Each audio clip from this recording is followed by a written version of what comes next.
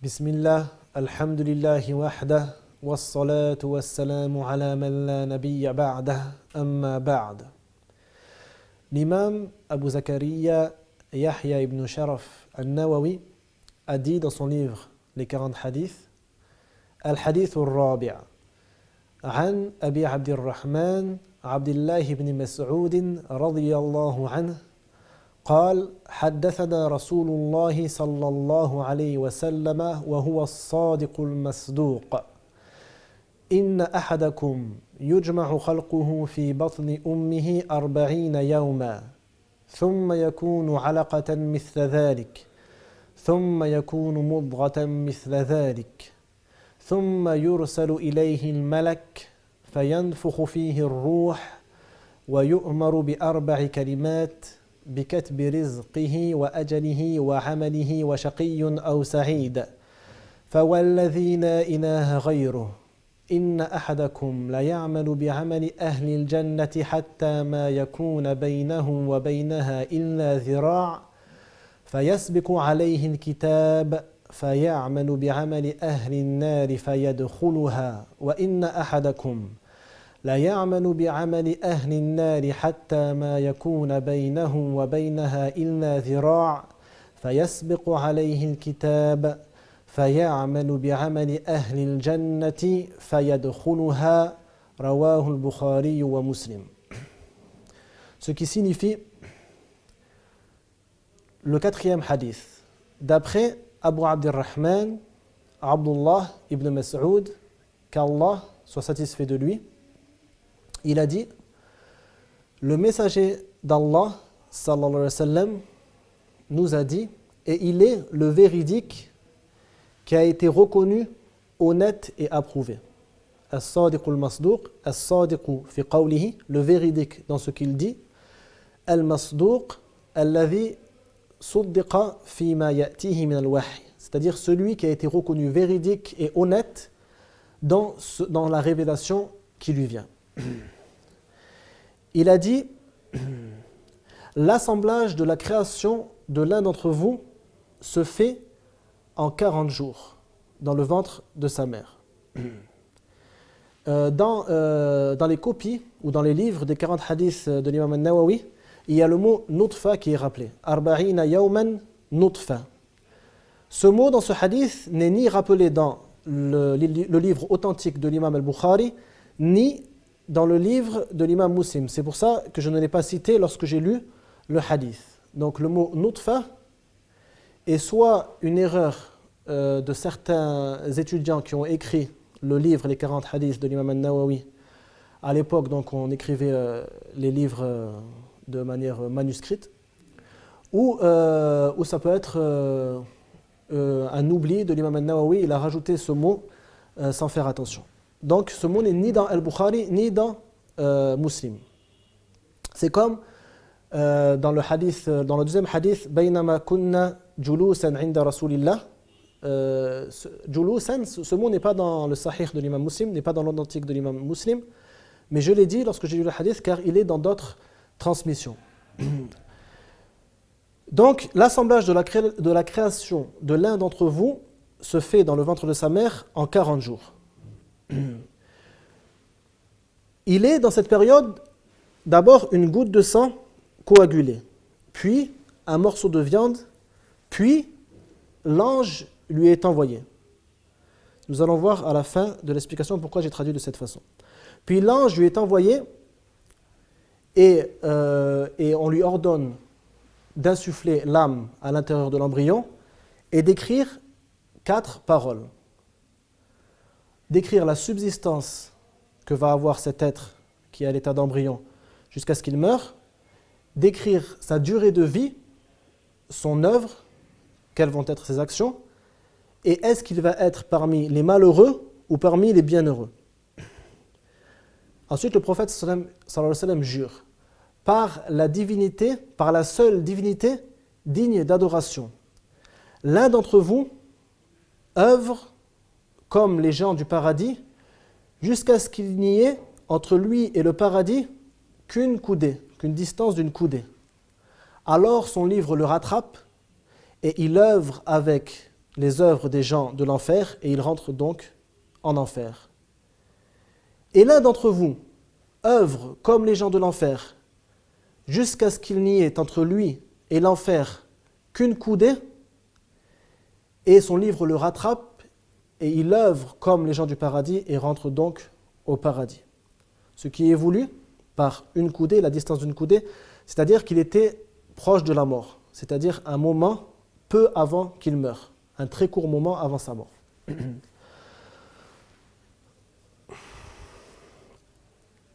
Premièrement, dans ce hadith, il y a les étapes de la création de l'embryon dans le fœtus.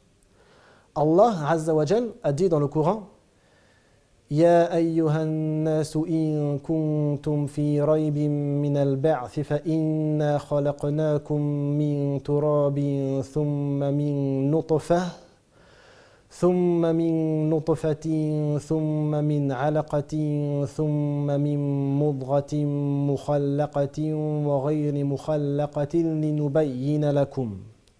Ce qui signifie, ô vous les gens, si vous avez un doute au sujet de la résurrection, alors, c'est-à-dire, rappelez-vous ou sachez que nous vous avons créé à partir de la terre, c'est-à-dire notre père à tous, Adam.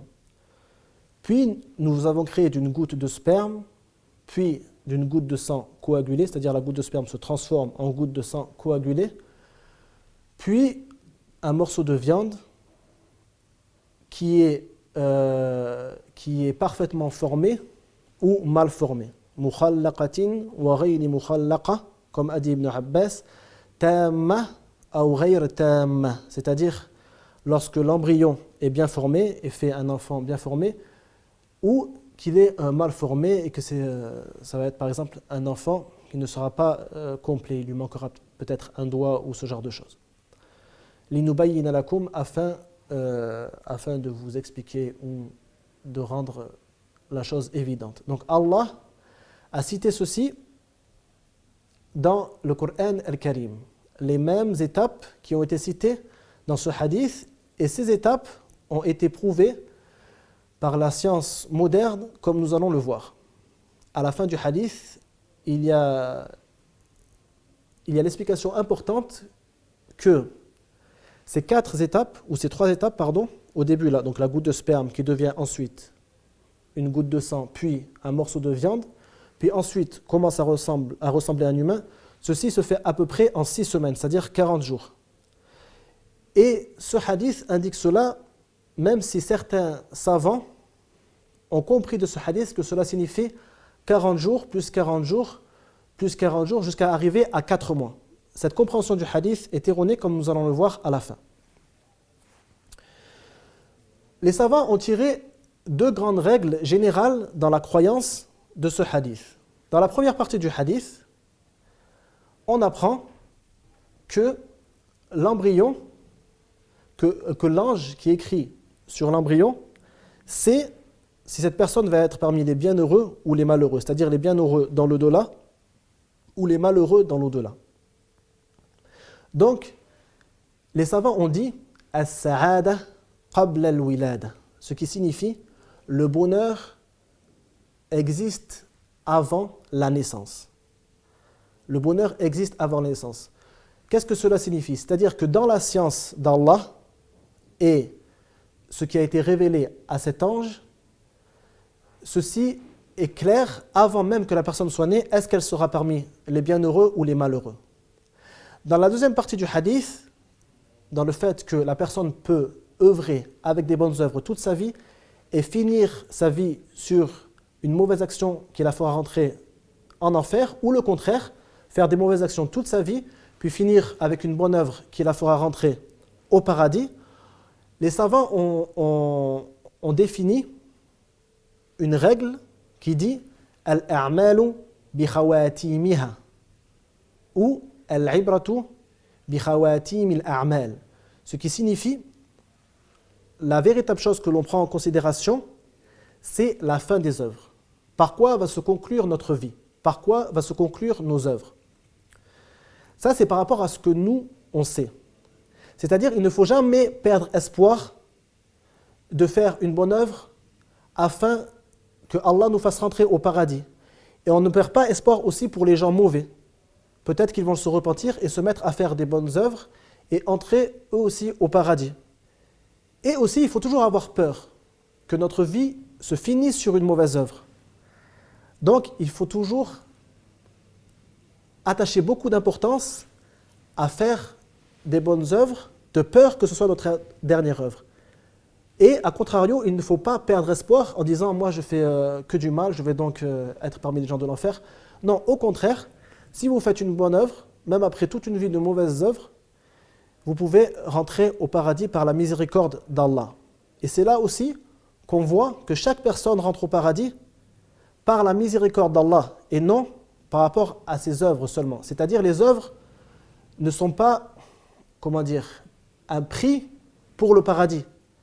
Mais les œuvres sont une cause qui montre la miséricorde d'Allah pour ses serviteurs.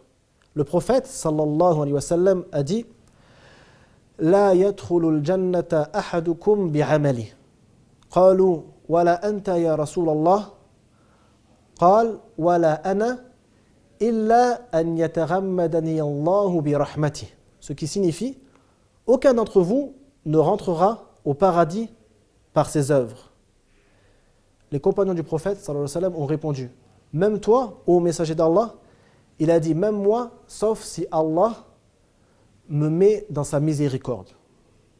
Donc, il ne faut jamais perdre espoir en la miséricorde d'Allah et ne pas non plus délaisser l'œuvre, car en elle-même, cette œuvre est un signe de la miséricorde d'Allah pour le serviteur. Le prophète sallallahu alayhi wa sallam a cité que l'ange écrit donc sur l'embryon. Donc il écrit d'abord la subsistance qu'il va avoir, sa durée de vie, son œuvre et est-ce qu'il est parmi les bienheureux ou les malheureux. Ceci s'appelle al-kitaba al-umuriyya, c'est-à-dire l'écriture de la vie. Il y a 4 formes d'écriture ou 4 genres d'écriture du destin de chaque créature. La première ou le premier genre d'écriture est l'écriture de toutes les créatures sans exception dans al-lawh al-mahfouz, c'est-à-dire la table gardée, qui a été écrite 50 000 ans avant la création des cieux et de la terre. Allah Azza wa Jal a ordonné à la plume d'écrire le destin de toute créature jusqu'au jour de la résurrection, jusqu'à l'heure. Donc ceci est l'écriture dans al-lawh al-mahfouz, la table gardée. La deuxième forme d'écriture est l'écriture al-kitab al-umuriyya, l'écriture qui a lieu une fois dans une vie, donc c'est celle-ci qui est écrite dans le ventre de la mère. La troisième forme d'écriture, al-kitabatu as-sanawiyya, c'est l'écriture qui a lieu chaque année. Chaque année, lors de la nuit du destin, Allah Azza wa Jal ordonne aux anges d'écrire toute personne qui va vivre ou qui va naître cette année et qui va mourir et comment vont être réparties les subsistances pour chaque personne, pour chaque créature. Fiha yufraqu kullu amrin hakim. Donc dans cette nuit, dans la nuit du destin, toute affaire sage est décidée ou est jugée. Donc c'est la troisième forme d'écriture. La quatrième forme et la dernière, c'est l'écriture quotidienne des anges. Chaque personne a 2 anges, un à sa droite qui écrit ses bonnes actions et un à sa gauche qui écrit ses mauvaises actions. Kiraman katibin ya'lamuna ma taf'alun. De nobles scribes, ils savent ce que vous faites. Ceci, pourquoi un grand nombre d'écritures du destin? Alors que Allah Azza wa Jal sait tout à la base. Il est omniscient et il sait tout ce que va faire ces créatures. Tout ce que vont faire ces créatures, pardon.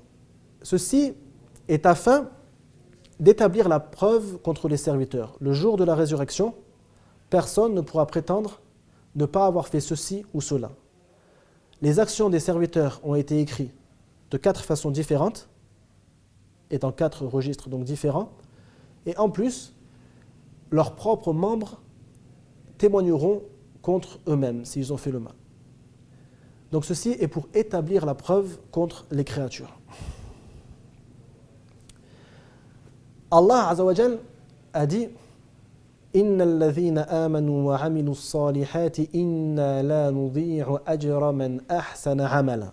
Ce qui signifie ceux qui ont cru et accompli des bonnes œuvres, nous ne les priverons pas ou nous ne priverons pas de leur récompense ceux qui ont parfait leurs œuvres. On comprend de ce verset qu'une personne ayant été sincère et ayant fait des bonnes œuvres, elle ne peut pas, à la fin de sa vie, perdre la récompense de ses bonnes œuvres et entrer en enfer. Car Allah lui a promis de ne pas la priver de la récompense de ses bonnes œuvres.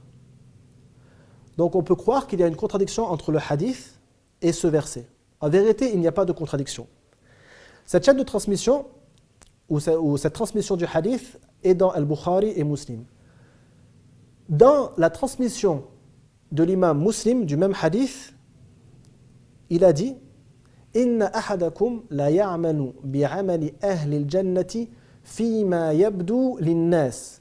Ce qui signifie l'un d'entre vous œuvre comme les gens du paradis pour ce qui est apparent aux gens.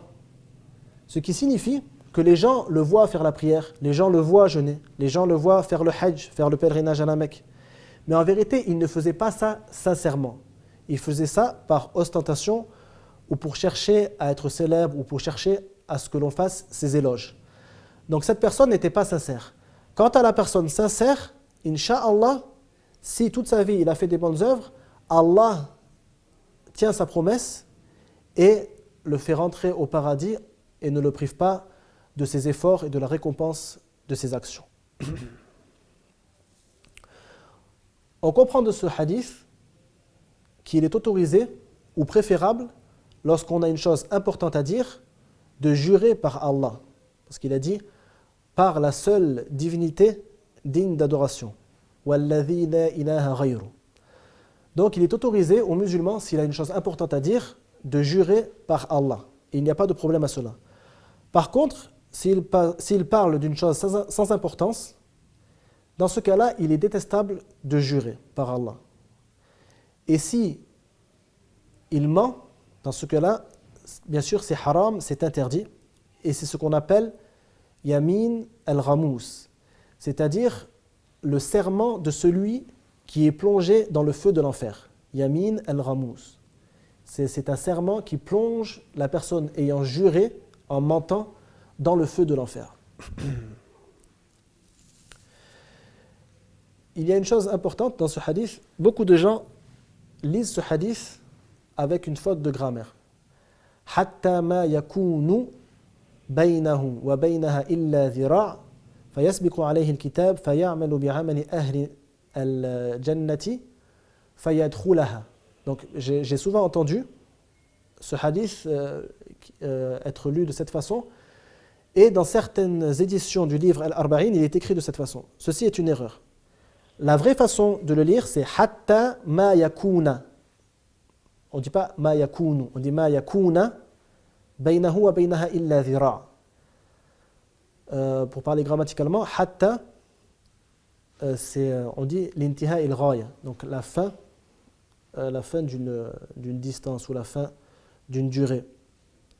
Elle rend le verbe après mansoub, c'est-à-dire avec la voyelle, la fatha au-dessus. C'est juste c'est important parce que beaucoup de gens font l'erreur. Et c'est pareil, à la fin on dit fayadkhuluha, on ne dit pas fayadkhulaha, fayadkhuluha. Hatta ma yakuna fayadkhuluha. C'est dans quelques éditions du livre, c'est marqué avec l'erreur. C'est pour ça que j'ai aimé rappeler la syntaxe grammaticale de ces mots. Parmi les plus importants enseignements qu'il y a dans ce hadith, la croyance au destin, car il est évident que Allah connaît le destin de toute chose avant même de l'avoir écrit, et et il crée toutes ces choses selon sa sagesse avec ce qu'il a voulu, Azza wa Jal. Et aussi, bien sûr, la croyance au paradis et en enfer, parmi les choses les plus importantes, les plus importants enseignements de ce hadith, et le fait de garder toujours espoir en la miséricorde d'Allah pour soi-même lorsqu'on fait des mauvaises actions et pour les autres lorsqu'on les voit sur un mauvais chemin, et aussi avoir peur que notre vie finisse sur une mauvaise action et avoir peur que nos actions ne soient pas acceptées, et donc faire toujours des efforts pour faire plus de bonnes actions. Et comme je l'ai dit, les deux règles très importantes, as-sa'adatu qabla al-wilada, c'est-à-dire le bonheur est connu avant la naissance, et aussi al-a'malu bi khawatimiha, c'est-à-dire ce qui est pris en considération, c'est par quoi se concluent les œuvres, et non parce qu'on voit au jour le jour. L'important, c'est par quoi se concluent les œuvres du fidèle musulman. S'il finit par une bonne œuvre, on espère que tous ses péchés soient effacés et qu'il entre au paradis. Une ambiguïté a été dite concernant ce hadith. Beaucoup de savants ont compris ce hadith en disant que l'assemblage de la création du serviteur, puis le fait qu'il soit une goutte de sang coagulé, puis un morceau de viande, puis le fait que l'ange vienne, tout ceci se passe en 4 mois. En vérité, la science moderne a dit que ceci se passait en 6 semaines. Et d'autres hadiths ont démontré cela, car ce hadith, le hadith qui est dans le Bukhari ou Muslim, est ce qu'on appelle un hadith mujmal. C'est un hadith qui n'est pas détaillé.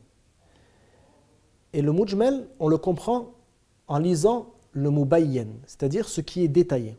Donc dans les textes du Coran et de la Sunna, il y a des textes qui sont mujmal, non détaillés, et des textes qui sont mubayyan, détaillés. Dans une des transmissions de ce hadith, dans le Sahih de l'imam Muslim, un détail est rajouté par le transmetteur. Le prophète sallallahu alayhi wa sallam a dit: Inna ahadakum yujma'u khalquhu fi batni ummihi 40 yawma thumma yakunu fi dhalika nutfatan mithla dhalik thumma yakunu fi dhalika 'alaqatan mithla dhalik thumma yakunu fi dhalika mudratan mithla dhalik. Ce qui signifie l'assemblage de la création de l'un d'entre vous se fait dans le ventre de sa mère en 40 jours, et il est fi dhalik, c'est-à-dire dans cette durée de 40 jours, fi dhalika az-zaman alaqa, une goutte de sang coagulé. Mithla dhalik al-ijtima', comme il a été réuni, comme sa création a été réunie, c'est-à-dire donc de la goutte de sperme et de l'ovule. Comme sa création a été réunie, dans cette même période, il devient une goutte de sang. ثم يكون مضغة ثم يكون في ذلك مضغة مثل ذلك ثم يكون في ذلك الزمان في تلك 40 مضغة مثل ذلك الاجتماع, ce qui signifie et il devient dans la même période un morceau de viande comme il a été réuni, comme il a été assemblé, comme sa création a été assemblée à partir du sperme et de l'ovule. Abdullah ibn Mas'ud rapporte un autre hadith qui confirme ceci dans l'authentique de l'imam Muslim. Il a dit: إذا مر بالنطفة 42 ليلة بعث الله إليها ملكا فصورها وخلق سمعها وبصرها. Al-Hadith. Ce qui signifie, lorsque l'embryon atteint 42 jours de vie, Allah envoie un ange afin de définir sa création et de créer sa vue, son ouïe, etc. Donc il la forme en tant qu'être humain après 42 jours. Et c'est exactement ce qu'a dit la science moderne. Ils ont dit 6 semaines, ce qui équivaut à 42 jours précisément. Donc, la transmission du hadith de façon, comme je l'ai dit, mubayyan, détaillée, plus ce deuxième hadith indique que les différentes étapes de la création de l'embryon se font en seulement 40 jours, si on arrondit, ou en seulement 42 jours, pour être plus précis, comme l'a dit Abdullah ibn Mas'ud dans l'autre hadith dans Sahih Muslim. Et il faut savoir que Abdullah ibn Mas'ud, c'est le même compagnon du prophète sallallahu alayhi wa sallam qui a rapporté les deux hadiths. Donc il n'a pas pu se contredire en prétendant une fois que l'ange était envoyé au bout de 40 jours pour parfaire la création de l'embryon et du fœtus, et dans l'autre hadith, il prétend que ça se fait en 4 mois. La compréhension du hadith que les différentes étapes se font en 4 mois est une compréhension erronée, comme le démontrent ces preuves de manière claire. Donc il n'y a pas d'ambiguïté dans la compréhension de ce hadith. Mais il faut rapporter le hadith par rapport à sa transmission qui est détaillée, mubayyan.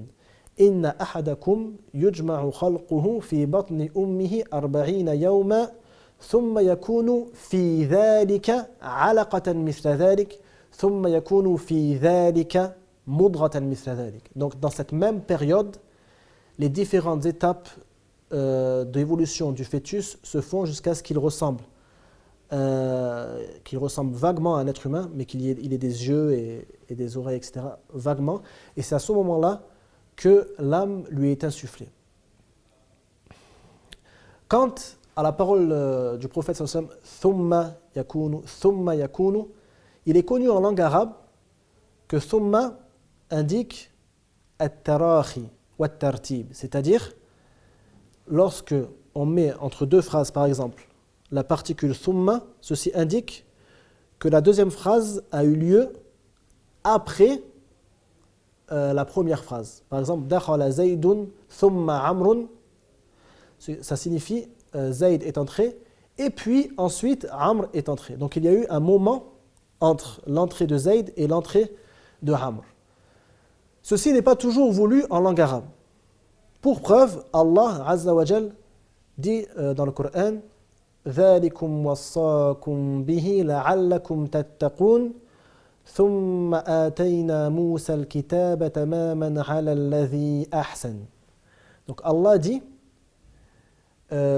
ceci sont les exhortations de votre Seigneur pour vous afin que vous atteigniez la piété. Donc ces exhortations sont dans le Coran, Al-Wasaya al-Ashr, qui sont dans Surat Al-An'am. ثُمَّ آتَيْنَا مُوسَى الْكِتَابَ. Ensuite, nous avons donné à Moïse, à Moussa, le livre. تَمَامًا عَلَى الَّذِي أَحْسَنَ. Par perfection pour celui qui a parfait ses œuvres. Ce thumma n'est pas voulu, car le Coran est descendu des siècles après la Torah et a été révélé des siècles après la Torah. Donc des fois, thumma n'indique pas forcément qu'il y a un temps entre ce qu'on appelle al-ma'touf ou al-ma'touf alayhi, entre la première phrase et la deuxième phrase. Wallahu a'lam.